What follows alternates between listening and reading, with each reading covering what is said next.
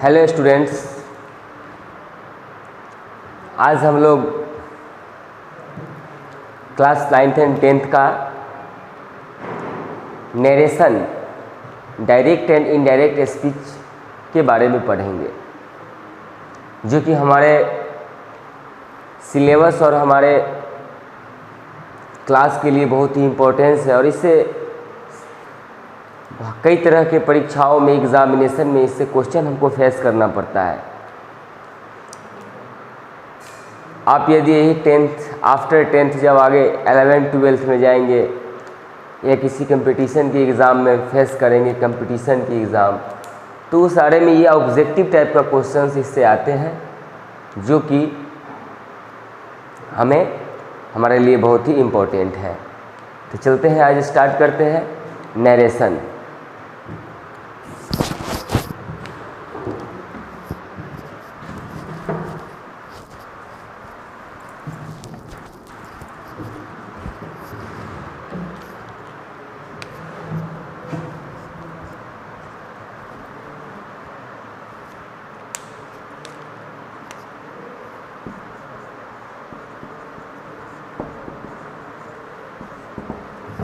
Narration ये क्या होता है? नरेशन इसको हम लोग जानते हैं, तो it is a statement, it is also called a statement narration. इसको हम स्टेटमेंट भी कह सकते हैं, स्टेटमेंट भी कह सकते हैं। वो कैसे कह सकते हैं? वी से टू टाइप्स, हम लोग दो तरह से किसी चीज़ को बोलते हैं। किसी चीज़ को हम लोग दो तरह से, किसी की बात को, किसी के मैटर को हम लोग दो तरह से बोलते हैं। कैसे बोलते हैं? एक डायरेक्ट बोलते हैं और एक इनडायरेक्ट बोलते हैं। तो यही नरेशन जो होता है, यह दो टाइप्स होते हैं। फर्स्ट होता है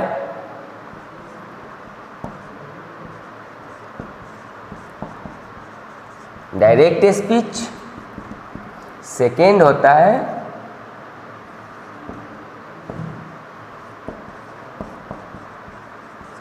इनडायरेक्ट स्पीच। इसको हिंदी में बोलते हैं प्रत्यक्ष कथन, इसको बोलते हैं अप्रत्यक्ष कथन। डायरेक्ट और इनडायरेक्ट में क्या फ़र्क होता है? हम किसी भी बात को दो तरह से कह सकते हैं, vice two types and any other. Direct किसी को कुछ कहना है तो डायरेक्ट कह देंगे, किसी से अगर डायरेक्ट नहीं कहना है, किसी और से कहवाना है, तो वह उसको कहते हैं इनडायरेक्ट स्पीच। तो डायरेक्ट और इनडायरेक्ट में यही फ़र्क है, इससे ज़्यादा कुछ नहीं है। तो इतना जान देते हैं कि नरेशन जो होता है टू टाइप्स होता है, डायरेक्ट स्पीच और इनडायरेक्ट स्पीच। हम किसी भी बात को दो तरह से कर सकते हैं, एक डायरेक्ट स्पीच के फॉर्म में और सेकेंड इनडायरेक्ट स्पीच के फॉर्म में। अब हम लोग जानेंगे इसके बारे में कि डायरेक्ट से इनडायरेक्ट में चेंज कैसे होता है। डायरेक्ट से इनडायरेक्ट में चेंज कैसे होता है? तो चेंज इनटू डायरेक्ट स्पीच,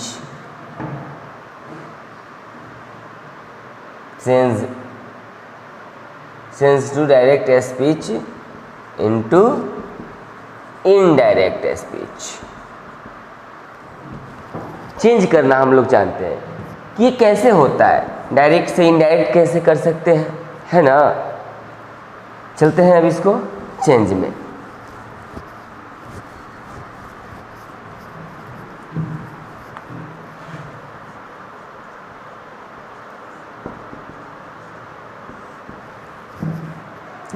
सबसे पहले आप लोग टेंस के बारे में जानते हैं। मैंने पिछले क्लास में भी ये बताया था कि जितने भी ग्रामर्स के जितने भी पार्ट्स होते हैं, ग्रामर के, सब डिपेंड होता है टेंस पे ही। टेंस की स्टडी के बिना हमारा ग्रामर का कोई भी पार्ट्स ऐसे पार्ट्स होते हैं जिसको हम कंप्लीट नहीं कर सकते हैं। तो हमें इसको जानने के लिए भी ग्रामर की नॉलेज होना ज़रूरी है। तो सबसे पहले जैसे हम जानते हैं कि टेंस कितने होते हैं, तो 3 होते हैं, प्रेजेंट, पास्ट एंड फ्यूचर। तो प्रेजेंट, पास्ट एंड फ्यूचर होता है। उसी तरह से सबसे पहले हम लोग असर्टिव सेंटेंस में चेंज करेंगे। असर्टिव सेंटेंस में चेंज करेंगे सिर्फ प्रेजेंट और फ्यूचर टेंस को।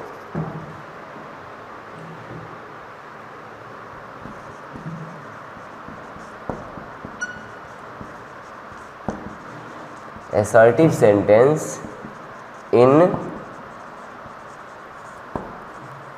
present and future tense। assertive sentence in present and future tense। तो सबसे पहले चेंज हम लोग करेंगे, जो भी सेंटेंस होगा assertive सेंटेंस का होगा और वह दो ही टेंस में आएगा, या तो आएगा प्रेजेंट का और नहीं तो दूसरा आएगा तो फ्यूचर का आएगा। अभी हम लोग पास्ट की चर्चा नहीं करते हैं, ठीक है। तो चेंज कैसे किया जाएगा, तो इसका कुछ कॉन्सेप्ट है, इसके कुछ रूल्स होते हैं। आप जानते हैं कि इसके कुछ रूल्स होते हैं, तो उस रूल्स को हम सबसे पहले फॉलो करेंगे, है ना। तो रूल्स को फॉलो करते हैं। सबसे पहला रूल्स क्या कहता है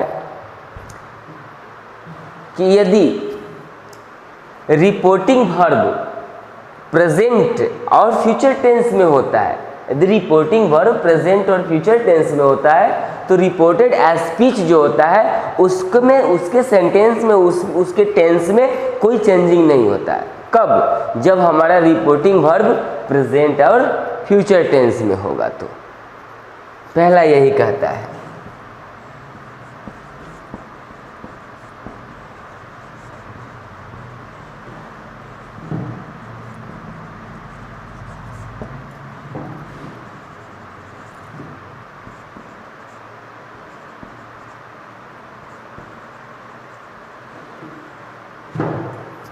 जब रिपोर्टिंग वर्ब प्रेजेंट और फ्यूचर टेंस में होता है तो रिपोर्टेड एज स्पीच, तो रिपोर्टेड एज स्पीच का जो टेंस होता है वह नहीं चेंज होता है, वह बदलता नहीं है। First rules. दूसरे रूल्स के बारे में जानते हैं।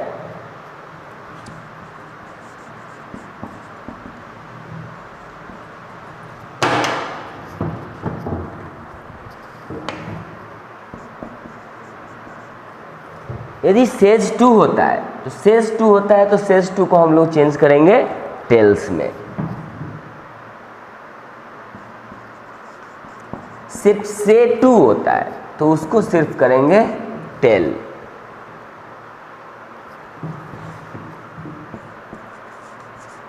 सेज को सेज में ही रहने देंगे और से को से में ही रहने देंगे। यानी इसके ऊपर हमें बहुत ज़्यादा विशेष ध्यान देना है। यही आता है हमारे रिपोर्टिंग वर्ब के जगह पे। तो रिपोर्टिंग वर्ब के जगह पे यानी सेज टू होता है तो टेल्स करेंगे, से टू होगा तो टेल करेंगे, सेज को सेज में ही रहने देंगे और से को से में ही रहने देंगे। तो सेज टू आएगा तो ये किस टेंस में आएगा? क्योंकि एस और एस किस टेंस में वर्ब में लगता है? जब सब्जेक्ट सिंगुलर हो तो वर्ब भी सिंगुलर, वह प्रेजेंट में। तो प्रेजेंट में आएगा तो सेज टू आएगा तो उसको इनडायरेक्ट स्पीच में टेल्स कर देंगे। से टू यानी किसी प्लूरल सब्जेक्ट के साथ आएगा तो उसके साथ हम फिर उसको इनडायरेक्ट स्पीच में टेल कर देंगे। सेज यानी फिर सिंपल प्रेजेंट टेंस में सिंपल सिंगुलर सब्जेक्ट के साथ आएगा तो उसको सेज में ही रहने देंगे।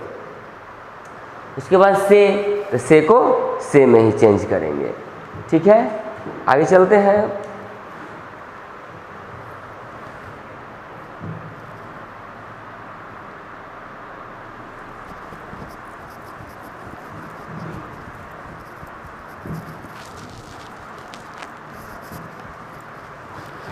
थर्ड क्या कहता है?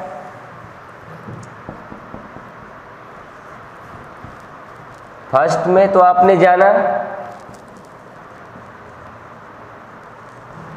नो सेंस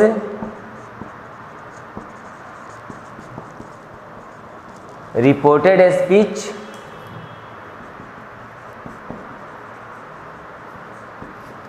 इन प्रेजेंट और फ्यूचर। प्रेजेंट और फ्यूचर टेंस में होगा तो रिपोर्टेड स्पीच चेंज नहीं होगा। पहला जाने। दूसरा जाने, सेज टू को टेल्स में, से टू को टेल में, सेज इक्वल टू सेज और से को से में ही चेंज करेंगे। थर्ड कॉन्सेप्ट रूल्स क्या कहता है कि इन्वर्टेड कॉमा, आप लोगों ने इन्वर्टेड कॉमा के बारे में सुना होगा, पंक्चुएशन मार्क्स पढ़ा होगा, जिसका एक पार्ट है इन्वर्टेड कॉमा। तो इसमें डायरेक्ट स्पीच में हमेशा जो रिपोर्टेड स्पीच होगा हमेशा वह आएगा इन्वर्टेड कॉमा के, यानी कि डबल इन्वर्टेड कॉमा के अंदर आएगा। तो क्या करेंगे हम, उस इन्वर्टेड कॉमा को हटाएंगे। कहाँ? इनडायरेक्ट स्पीच में। कब? जब हम डायरेक्ट से इनडायरेक्ट करेंगे तो उसमें इन्वर्टेड कॉमा को हटाएंगे। तो इन्वर्टेड कॉमा को हटाएंगे तो क्या करेंगे, तो इन्वर्टेड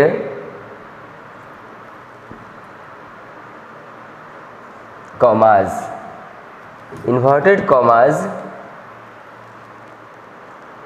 के बदले क्या चीज का यूज करेंगे, दैट का, दैट का यूज करेंगे। इन्वर्टेड कॉमा की जगह दैट का यूज करेंगे। तो 3 रूल्स हम लोग समझ गए। फोर्थ रूल्स क्या कहता है कि चेंज ऑफ पर्सन,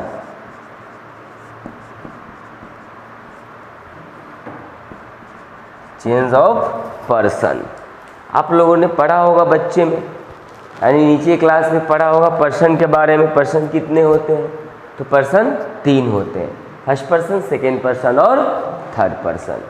तो फर्स्ट पर्सन, सेकेंड पर्सन और थर्ड पर्सन, तो ये तीनों पर्सन जब आएगा तो उसको हम लोग डायरेक्ट से इनडायरेक्ट में चेंज कैसे करेंगे।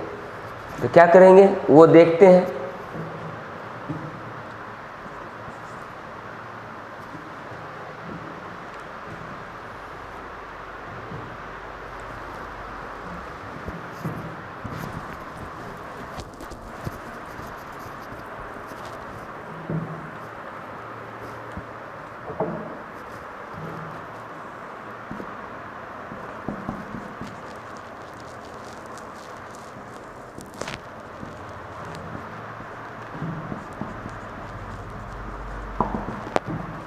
फर्स्ट पर्सन, फर्स्ट पर्सन में कौन कौन आता है, I and V, I and V आता है फर्स्ट पर्सन में। इसी से रिलेटेड होता है आई का माई, माइन, मी, आवर, आवर्स, अस। ये तो ये जब फर्स्ट पर्सन, ये सारे फर्स्ट पर्सन से रिलेटेड है, तो फर्स्ट पर्सन जब भी आते हैं तो फर्स्ट पर्सन चेंज होता है अकॉर्डिंग टू सब्जेक्ट, यानी जो रिपोर्टिंग वर्ब का जो सब्जेक्ट होगा उसके अनुसार चेंज होगा। कौन? फर्स्ट पर्सन, जो कि हम आगे अब थोड़ी ही देर बाद बात करने वाले हैं उसके बारे में। सेकेंड पर्सन, सेकेंड पर्सन क्या होता है, ओनली यू, यू से क्या क्या बनेगा, your, yours, you. You subjective form में भी और ऑब्जेक्टिव फॉर्म में भी सेम ही होता है। यू सब्जेक्टिव फॉर्म में भी यू होता है और ऑब्जेक्टिव फॉर्म में भी यू ही होता है। तो इसका यूज हम लोग आगे चल के थोड़ा सा इसके डिटेल्स पढ़ेंगे। जब यू जो है दो बार एक ही सेंटेंस में यदि 2 बार आती है तो हम इस यू को चेंज कैसे करेंगे, तो अभी इतना ही समझिए। सेकेंड पर्सन जो है चेंज होगा अकॉर्डिंग टू ऑब्जेक्ट, यानी जो रिपोर्टिंग वर्ब का ऑब्जेक्ट होगा उसी के अनुसार ये सेकेंड पर्सन चेंज होता है। ठीक है, थर्ड सी में चलते हैं। अब क्या बच गया, थर्ड पर्सन।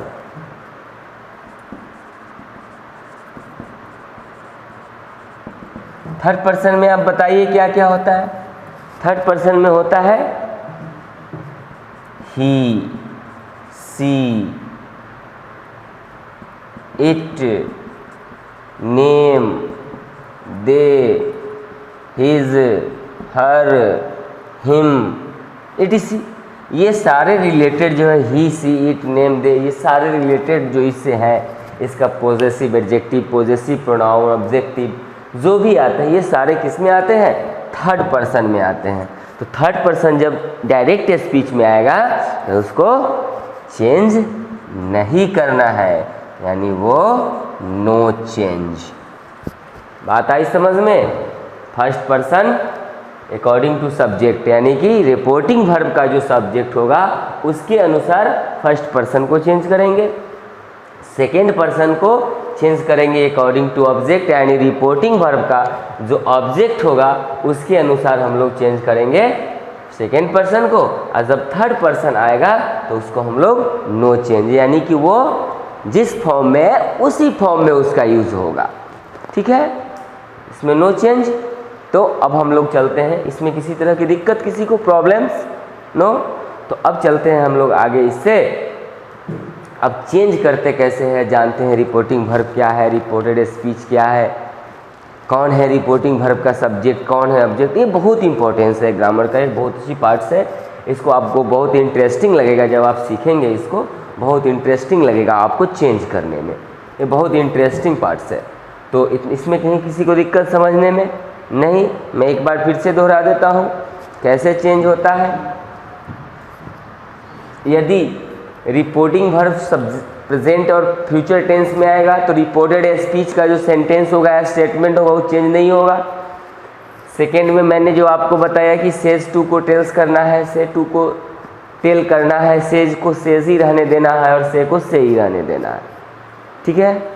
थर्ड रूल्स मैंने आपको बताया, इन्वर्टेड कॉमा आता है। जो रिपोर्टेड स्पीच होता है हमारा, वह रिपोर्टेड स्पीच एक इन्वर्टेड कॉमा में बंद आता है। किस फॉर्म में? डायरेक्ट स्पीच में। कब? जब उसको डायरेक्ट से इनडायरेक्ट करेंगे तो उस इन्वर्टेड कॉमा को हटाते हैं और हटाने के बाद उसके जगह दैट का प्रयोग यानी कि यूज करते हैं। फोर्थ कॉन्सेप्ट नियम क्या कहता है? Change of person. Change of person में आपको मैं बताया कि फर्स्ट पर्सन जो होगा ये सारे आई, माई, माइन, मी, आवर, आवर्स, अस, ये सब अकॉर्डिंग टू सब्जेक्ट, यानी जो रिपोर्टिंग वर्ब का जो सब्जेक्ट होगा उसके अकॉर्डिंग चेंज होगा first person. Second person according to object, यानी कि जो रिपोर्टिंग वर्ब का जो ऑब्जेक्ट होगा उसके अकॉर्डिंग चेंज होता है।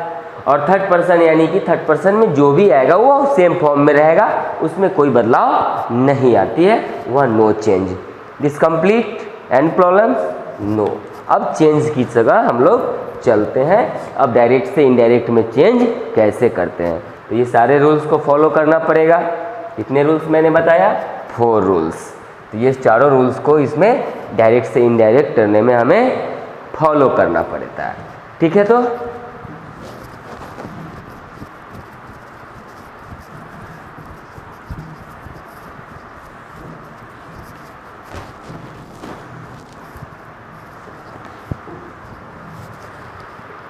चलते हम लोग ऑफ चेंज में।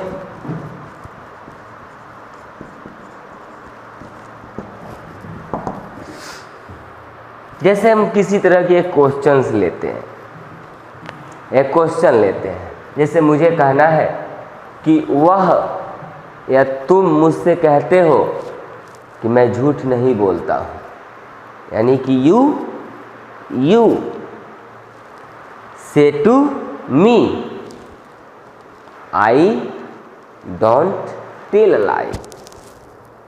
ओके, तो इसी बात को मैं अभी एग्जाम्पल के तौर पर लेते हैं, या कोई भी एग्जाम्पल लेते हैं उसको हम इनडायरेक्ट में चेंज करते हैं।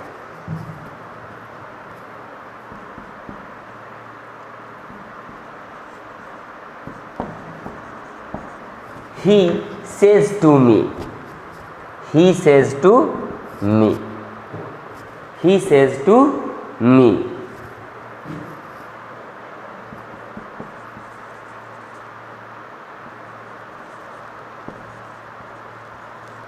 I read my book। सबसे पहले ध्यान ये देना है कि ही सेज टू मी के बाद यहाँ ध्यान देना है कि यहाँ पे कॉमा का यूज हुआ है और जस्ट कॉमा के जस्ट बाद एक सेंटेंस है जो कि इन्वर्टेड कॉमा में बंद है। बंद है दिख रहा है यहाँ से यहाँ तक, यहाँ से यहाँ तक दिख रहा है इन्वर्टेड कॉमा में बंद है। तो जो इन्वर्टेड कॉमा में जितनी भी सेंटेंस बंद होगा उसको हम लोग कहते हैं रिपोर्टेड स्पीच। रिपोर्टेड स्पीच मैंने इसका चर्चा किया था कुछ कॉन्सेप्ट में, रूल्स में। सेज टू, तो सेज टू का यूज यहाँ पे क्यों हुआ है पता है आप लोगों ने जब टेंस पढ़ा होगा कि थर्ड पर्सन है ही, ये सिंगुलर नंबर है तो सब्जेक्ट वर्ब भी यहाँ पे सिंगुलर नंबर का होगा, इसीलिए यहाँ पे। तो यहाँ पे सेज यानी सेज किस टेंस में है तो प्रेजेंट टेंस में। तो यही हमारा क्या हो गया रिपोर्टिंग वर्ब। क्या हो गया सेज टू रिपोर्टिंग वर्ब। और ही जो दिख रहा है तो ये सब्जेक्ट, ये वर्ब और ये मी ऑब्जेक्ट। तो ही रिपोर्टिंग वर्ब यानी कि आरबी का क्या हो गया सब्जेक्ट और मी क्या हो गया आरबी का ऑब्जेक्ट। मी आरबी का ऑब्जेक्ट यानी कि यही रिपोर्टिंग वर्ब और ये रिपोर्टिंग वर्ब का सब्जेक्ट, ये रिपोर्टिंग वर्ब का ऑब्जेक्ट और ये जितने भी इन्वर्टेड कॉमा में आपको क्लोज दिख रहा है, पैक दिख रहा है, वो सारे रिपोर्टेड स्पीच। अब ये डायरेक्ट स्पीच है, इसमें किसी को दिक्कत कहीं भी नहीं, कोई प्रॉब्लम? फिर से बता दें, सेज टू रिपोर्टिंग वर्ब। सबसे पहले ये जानते हैं एक सेंटेंस हुआ ही सेज टू मी, एक सेंटेंस हुआ तो इसमें subject he, says to verb और मी ऑब्जेक्ट। तो सेज टू जब वर्ब है तो इसी को हम लोग कहते हैं रिपोर्टिंग वर्ब। ये रिपोर्ट कर रहा है, ये क्या कर रहा है रिपोर्ट कर रहा है कि वह क्या कहता है कि आई रीड माई बुक। ये रिपोर्ट कर रहा है। क्या वर्ब इज एन एक्शन? तो ही सेज टू मी, तो says to reporting verb, he reporting verb का सब्जेक्ट और मी रिपोर्टिंग वर्ब का ऑब्जेक्ट। और ये इन्वर्टेड कॉमा में जितने भी बंद हो रहे हैं ये सारे रिपोर्टेड स्पीच। अब देखिए किस तरह से ये स्टेटमेंट जारी करता है। अब इसको हम चेंज करते हैं इनडायरेक्ट स्पीच में। सारे रूल्स फॉलो करते हैं। अब ही को क्या लिखेंगे ही, याद करो सेज टू को क्या बताए थे टेल्स, मी ये ध्यान रखना है। Says to equal to tells, says to equal to tells, न कि says equal to tells. No, says to equal to tells. तो ही टेल्स मी। इसमें किसी को दिक्कत? No problem. इस कॉमा स्वतः ऑटोमेटिक ही हट गया, बस गया ये इन्वर्टेड कॉमा। तो इस इन्वर्टेड कॉमा की जब बदले इसके जगह पे क्या लगाना है, क्या चीज़ का यूज़ करना है, दैट का यूज़ करना है, that. Any problem? No problem. तो ही टेल्स मी दैट। अब सिर्फ अब देखते हैं कि रिपोर्टिंग वर्ब तो हमारा प्रेजेंट टेंस में है, सेज। तो रिपोर्टेड स्पीच का तो कोई भी स्टेटमेंट चेंज होगा नहीं, यानी कि उसका वह वर्ब जिस टेंस में है उसी टेंस में होगा, न कि उसको चेंज नहीं होता है। ये प्रेजेंट और फ्यूचर टेंस में चेंज नहीं होता है। यही जब पास्ट टेंस में जब हम लोग पढ़ेंगे assertive sentence in past tense, तो पास्ट टेंस में ये सबका टेंस चेंज होगा। ठीक है।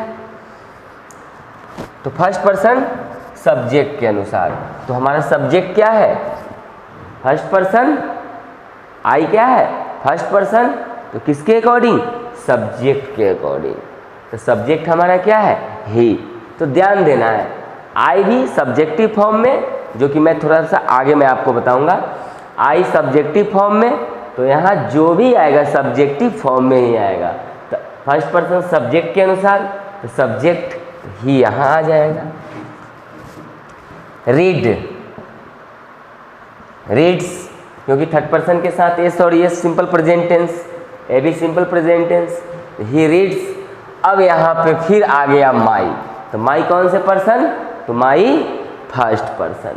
लेकिन फर्स्ट पर्सन में ये आई का पॉजिटिव एडजेक्टिव है, आई का पॉजिटिव एडजेक्टिव है, तो यहाँ जो ये भी चेंज होगा सब्जेक्ट के अकॉर्डिंग, लेकिन यहाँ पॉजिटिव एडजेक्टिव है और यहाँ पे सब्जेक्टिव केस है, तो ये ही नहीं आएगा यहाँ पे इसी फॉर्म में आएगा ये भी, यानी आई का माई तो ही का हिज।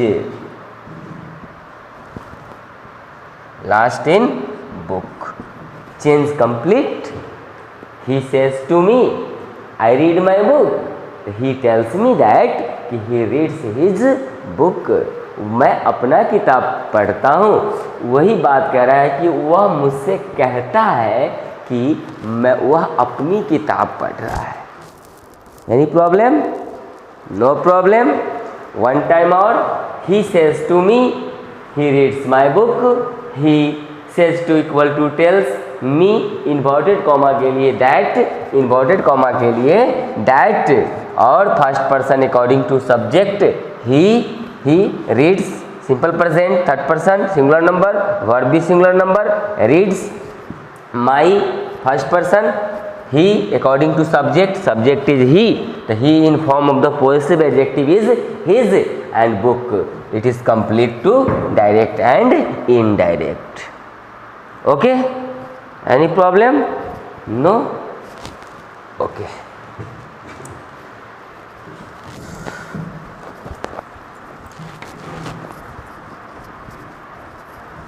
अब इसी में हम लोग जो है क्या करेंगे कि अब थोड़ा सा एक चीज़ को ध्यान रखेंगे।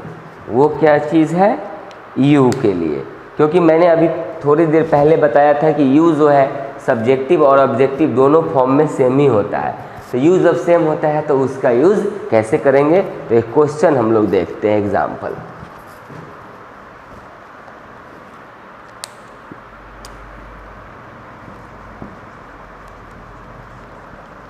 She says to me,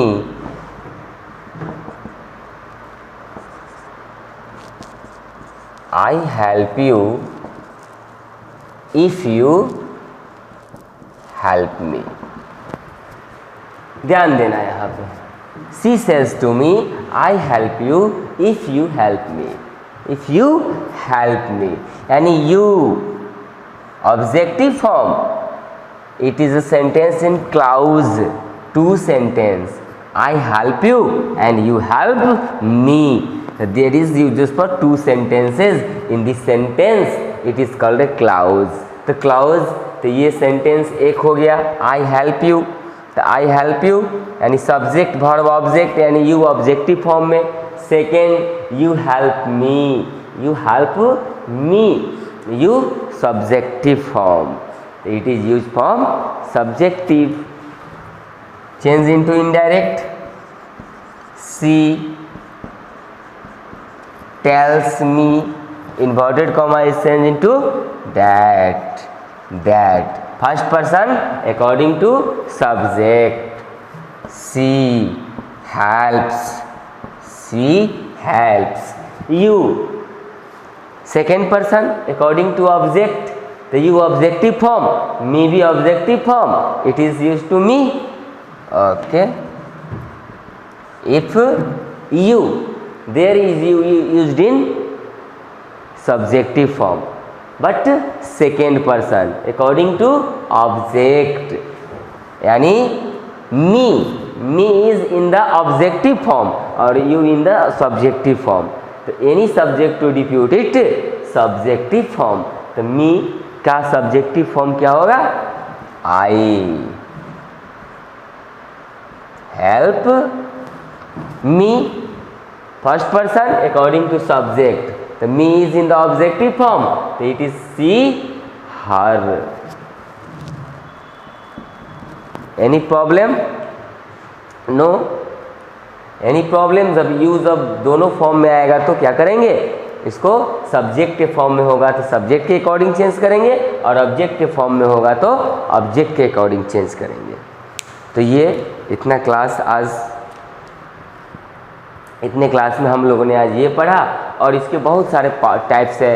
इसमें पढ़ेंगे ऑप्टेटिव सेंटेंस के बारे में, फिर इसके बाद पढ़ेंगे assertive sentence in past tense, उसके बाद पढ़ेंगे ये optative sentence based on exclamatory sentence. यानी कि इस नरेशन का बहुत सारे पार्ट है जिसको हम लोग फिर नेक्स्ट क्लास में पढ़ते हैं। Okay, thank you class.